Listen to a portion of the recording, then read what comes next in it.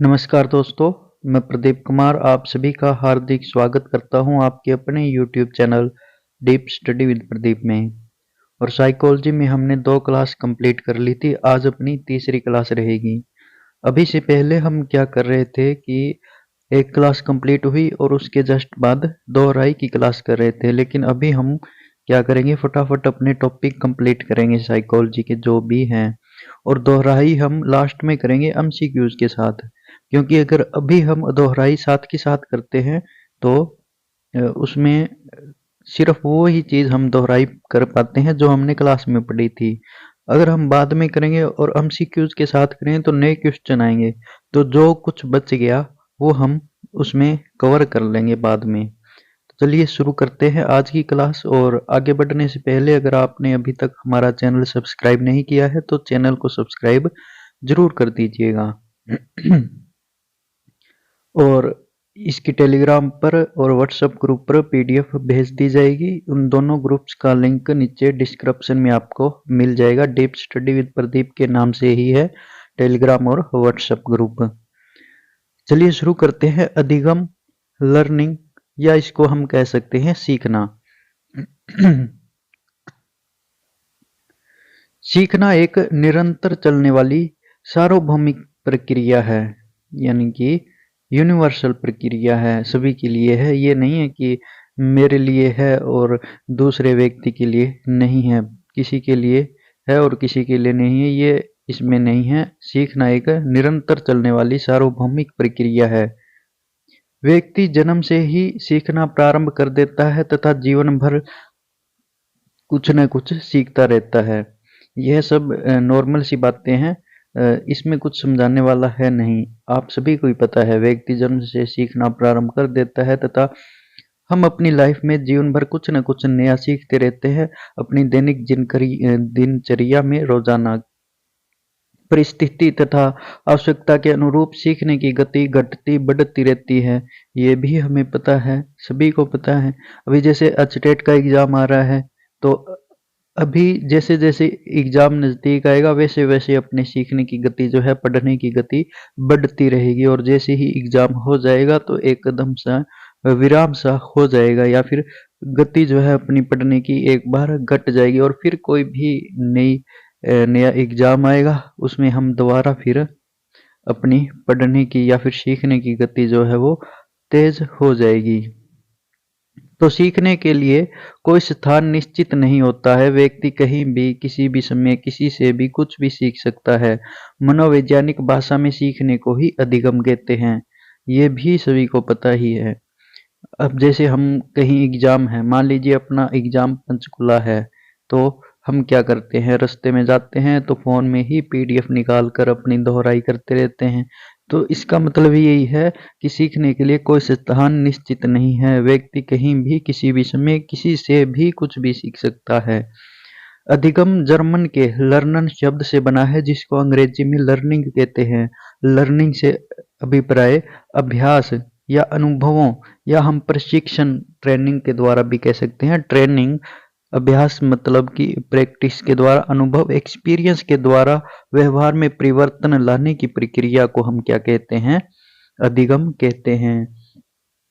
अभ्यास, अनुभव और प्रशिक्षण, प्रैक्टिस, एक्सपीरियंस और ट्रेनिंग के द्वारा जो व्यवहार में परिवर्तन आता है, सिर्फ उसी प्रक्रिया को ही हम अधिगम का नाम देंगे। अब जैसे मान लीजिए एक व्यक्ति है, वो शराब पी रहा है, तो व्यवहार में तो परिवर्तन उसके भी आया है ना। एक व्यक्ति है, वो थका हुआ है, व्यवहार में परिवर्तन तो उसके अंदर भी आया है।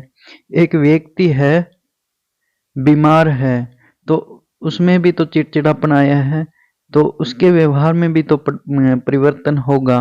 तो उन परिवर्तनों को या फिर परिपक्वता के आधार पर जो परिवर्तन आते हैं, उन परिवर्तनों को हम अधिगम का नाम नहीं देंगे, क्योंकि वो एक तो स्थायी नहीं होते, बिल्कुल थोड़ी समय के लिए होते हैं। जो एक तो क्षणिक होता है, इसको हम इसकी विशेषता में अच्छे से करेंगे। जैसे कि अधिगम जो है वो क्षणिक नहीं होता बिल्कुल ही। अभी हम अगर पढ़ रहे हैं, अध्यापक ने पढ़ा दिया, 5 मिनट बाद आप भूल जाओगे। तो वो क्या है, वो अधिगम के अंतर्गत नहीं आता है। और बिल्कुल स्थायी भी नहीं होता, ये नहीं है कि बिल्कुल स्थायी ही होता है। अगर स्थायी कर दिया मान लीजिए, तो बच्चे को अगर आपने सिखाया ए फॉर एप्पल, तो वो एप्पल की स्पेलिंग APPLE लिख रहा है, तो अगर वो स्थायी हो गया तो वो उसका रॉन्ग हो जाएगा। तो अधिगम बिल्कुल स्थायी भी नहीं होता और बिल्कुल क्षणिक भी नहीं होता। तो अब देखिए है क्या, तो अभ्यास, अनुभव और प्रशिक्षण के द्वारा व्यवहार में परिवर्तन लाने की, जैसे मान लीजिए आपने साइकिल चलानी सीखी है या फिर आप कार चलानी सीख रहे हो, तो आप पहले क्या करेंगे, उसका प्रशिक्षण लेंगे यानी कि ट्रेनिंग लेंगे। उसके बाद उसका अभ्यास करेंगे आप बार बार, साइकिल चलाने का आप बार बार अभ्यास करेंगे और अभ्यास से ही आपको अनुभव होगा और उसके बाद आप अच्छे से चलाने लग जाओगे। अनुभव हो जाएगा, अभ्यास हो जाएगा, उसके बाद आप साइकिल अगर एक हाथ से भी चलाना सीख सकते हैं, दोनों हाथ छोड़कर भी चला लेते हैं कई जो स्टंट करते हैं वो लोग। तो इस प्रकार से जो ट्रेनिंग, प्रैक्टिस या फिर एक्सपीरियंस द्वारा व्यवहार में परिवर्तन आता है, उसी प्रक्रिया को हम अधिगम कहते हैं। यहाँ पर उदाहरण देखिए एक और, एक छोटा बालक है, वह पहली बार आग को देखता है तो उसे छू लेता है और उसे वह गर्म लगती है, हाथ जल जाता है ना हाथ। अगर आप आग को छूने की कोशिश करेंगे तो बालक को क्या हुआ, एक अनुभव प्राप्त हुआ है। जब भी वह बाद में आग को देखता है तो वह उससे दूर दूर रहता है, अर्थात पुराना अनुभव उसे आग को न छूना सिखा देता है। इस तरह सीखना अनुभव द्वारा व्यवहार में परिवर्तन है। तो वो जो है बाद में कभी भी आग को देखेगा तो उसका पुराना अनुभव है, कटु अनुभव, वो उसके दिमाग में आएगा कि आग को छुएंगे तो गर्म लगेगी उसको। ठीक है, तो इस प्रकार से जो व्यवहार में परिवर्तन होता है उसी को हम अधिगम कहते हैं।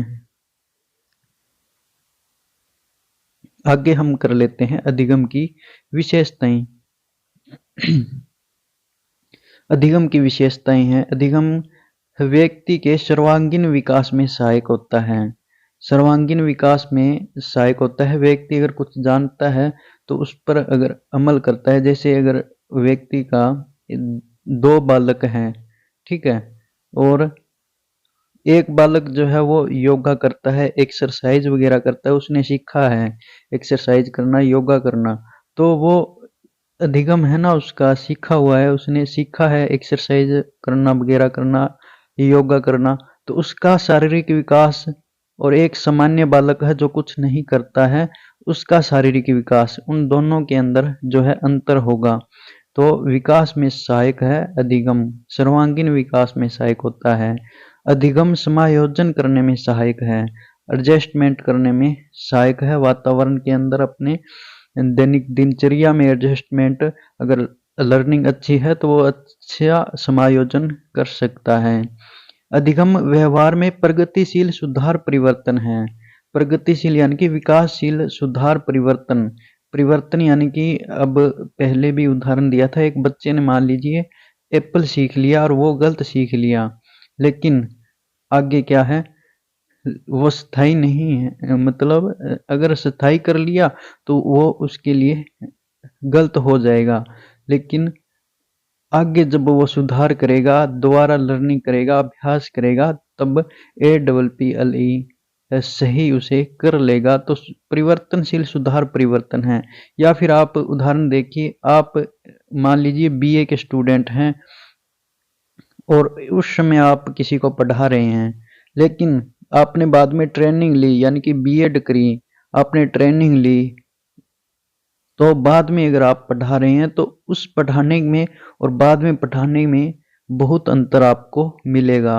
ठीक है, तो वो क्या है, अधिगम व्यवहार में प्रगतिशील सुधार परिवर्तन है। आगे है अधिगम उद्देश्यपूर्ण एवं लक्ष्य निर्देशित है।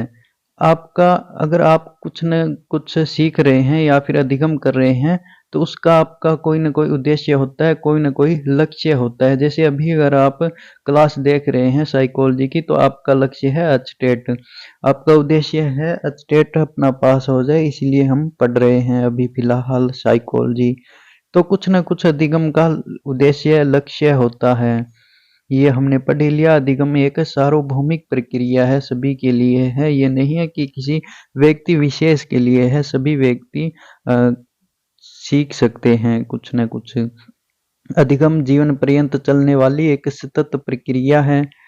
अधिगम अधिगम वातावरण एवं क्रियाशीलता की उपज है। अगर बच्चे को अच्छा वातावरण मिलेगा और वह एक्टिव रहकर उस वातावरण में सीखता है तो अच्छा सीख पाएगा, और अच्छा वातावरण न मिलेगा और एक्टिव नहीं होगा तो वो थोड़ा सा कुछ धीरे सीख पाएगा। ठीक है। जैसे कि क्लास में, अब स्कूल में मान लीजिए अच्छा वातावरण नहीं है, मान लीजिए क्लासरूम जो है उसमें मिट्टी वगैरह पड़ी है, या फिर पास में ही कोई आवाज साउंड वगैरह वो आ रहा है, वातावरण अच्छा नहीं है, तो व्यक्ति जो है वो एक्टिव नहीं होगा, और जितना एक्टिव होगा वातावरण जितना उसे शुद्ध मिलेगा, अच्छा मिलेगा, वह उतनी ही अच्छी अधिगम कर पाएगा। प्रकृति अपेक्षाकृत स्थायी होती है। अपेक्षाकृत यानी कि लगभग लगभग, या फिर इसको बोल सकते हैं जितनी हमें आवश्यकता होती है उतनी। तो प्रकृति अपेक्षाकृत स्थायी होती है। जैसे कि मान लीजिए क्षणिक नहीं होता, अधिगम जो है वो क्षणिक नहीं होगा, और ना ही फुल स्थायी होगा। क्षणिक हो गया तो 5 मिनट बाद अगर आप भूल गए तो वो अधिगम के अंदर नहीं आएगा, और बिल्कुल स्थायी हो गया और आपने कुछ गलत सीख लिया तो उसमें सुधार नहीं होगा, तो वो क्या है, उसमें परिवर्तन लाना भी जरूरी है। तो वो जो है अपने अपेक्षाकृत स्थायी के अंतर्गत आएगा। प्रकृति अपेक्षाकृत स्थायी है। जब आप बाद में अगर उसको चेंजिंग करना चाहें तो आप चेंजिंग कर सकते हैं, बिल्कुल स्थायी नहीं होगा। आगे है स्थानांतरण। अधिगम का स्थानांतरण भी होता है या फिर हम कर सकते हैं। इसका अलग से एक टॉपिक, मतलब इसी का स्थानांतरण, अधिगम अधिगम का स्थानांतरण, इसको हम डिटेल से भी पढ़ेंगे आगे।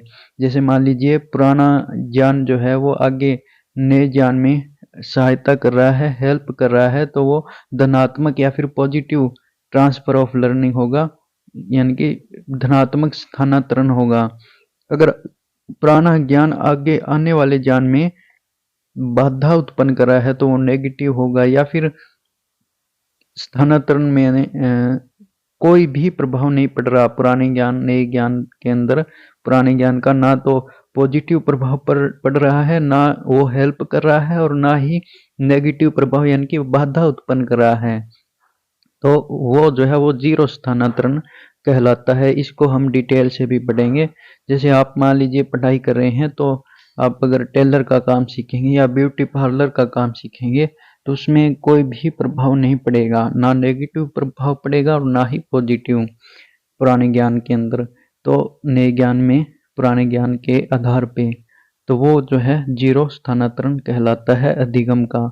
इसको हम डिटेल से अलग से पढ़ेंगे, और ये जो है ये भी अलग से ही पढ़ेंगे। अधिगम ज्ञानात्मक या फिर संज्ञानात्मक, भावात्मक व क्रियात्मक प्रक्रिया है। अधिगम ज्ञानात्मक कॉग्निटिव या फिर संज्ञानात्मक, भावात्मक व क्रियात्मक प्रक्रिया है। ये अनुक्षेत्र है अधिगम के। अनुक्षेत्र बोल सकते हो, पक्ष बोल सकते हो, या फिर डोमेन्स इनको हम कहेंगे। ये भी अलग से हम पढ़ेंगे। संज्ञानात्मक में क्या होता है, संज्ञानात्मक में हमारी दिमाग की एक्टिविटी बोल सकते हैं हम, दिमाग में हमारे क्या क्या चलता है वो, जैसे स्मृति, चिंतन, सोचना, विचारना, संक्षेपण करना, विश्लेषण करना, संक्षिप्त करना, ये सारी चीजें जो है संज्ञानात्मक के अंतर्गत आती है। भावात्मक में हमारी फीलिंग्स वगैरह आ जाती है, प्रेम, क्रोध, ये सारी चीजें जो है, चरित्र, वैल्यूज, ये इसके अंदर आ जाएगी भावात्मक में। क्रियात्मक में हमारे द्वारा की गई एक्टिविटी, हाथ जो बाह्य रूप से दिखाई देती है, जैसे हम कुछ भी काम कर रहे हैं, खेलना, दौड़ना, साइकिल चलाना, गेंद फेंकना, लिखना, ये सारी चीजें क्रियात्मक के अंतर्गत आ जाती है। इनको भी हम डिटेल से पढ़ेंगे आगे। ठीक है। अधिगम जो है व्यक्तिगत व सामाजिक दोनों होता है। समाज में रहकर ही व्यक्ति कुछ न कुछ अपने सीखता रहता है, पर्सनली भी सीखता रहता है। आगे अगर हम बात करें अधिगम के प्रकार की, तो मोस्ट इम्पोर्टेंट है गेगने या फिर गेने, रॉबर्ट गेने, इंग्लिश में गेगने इस प्रकार से लिखा हुआ होगा। तो इनके द्वारा जो है 8 प्रकार दिए गए हैं। वैसे अलग अलग प्रकार भी है, अलग अलग मनोवैज्ञानिकों के द्वारा दिए हुए। महत्वपूर्ण है रॉबर्ट गेने के द्वारा, बाकी भी हम पढ़ेंगे, लेकिन आज की क्लास में हम पढ़ते हैं अधिगम के प्रकार गेने के द्वारा दिए गए हैं वो।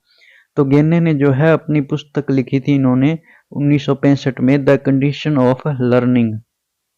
इसके अंदर जो है सीखने के 8 मूल प्रकार का वर्णन किया है, जो कि एक पिरामिड की आकृति में प्रस्तुत किए हैं।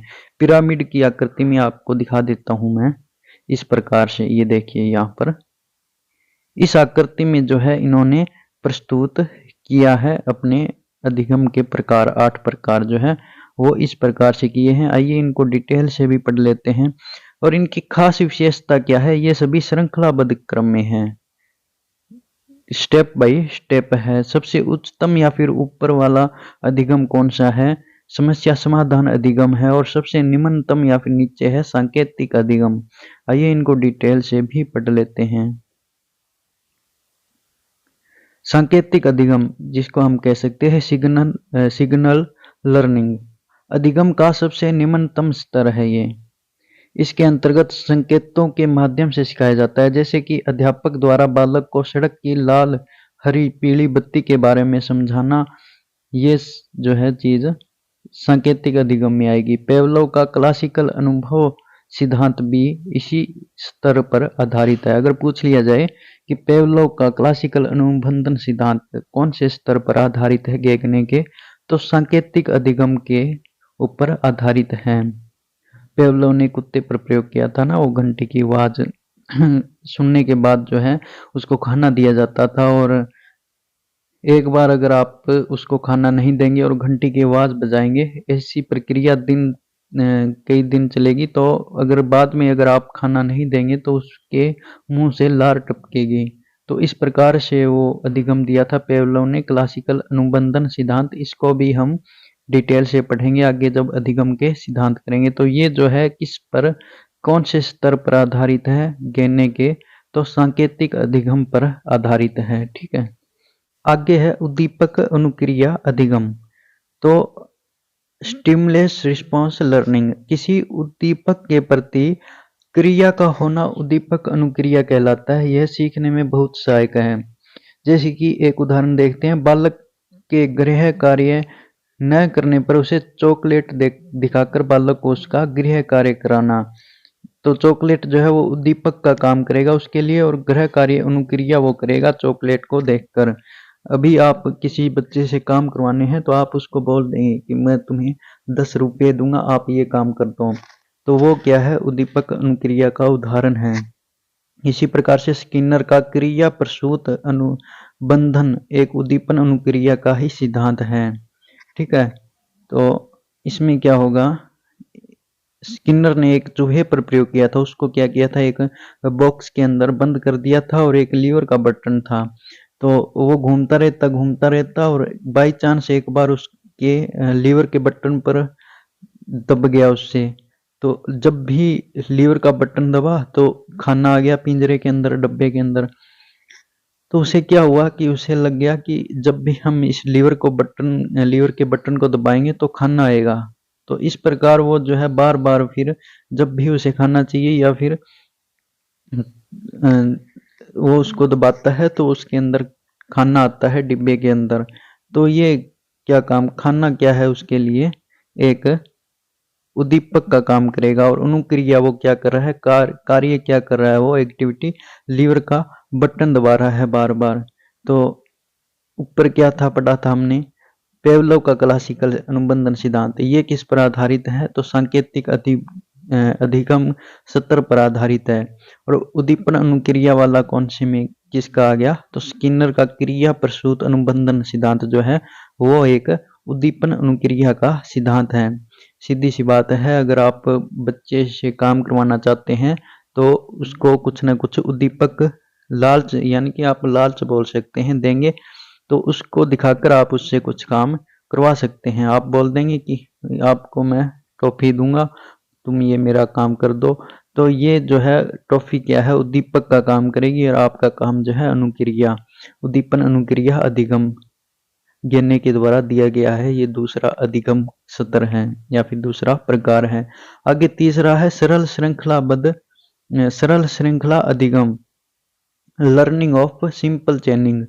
यहाँ पर गेन्ने का सरल श्रृंखला से तात्पर्य एक क्रम में होने वाली अनुक्रिया से बताया गया है।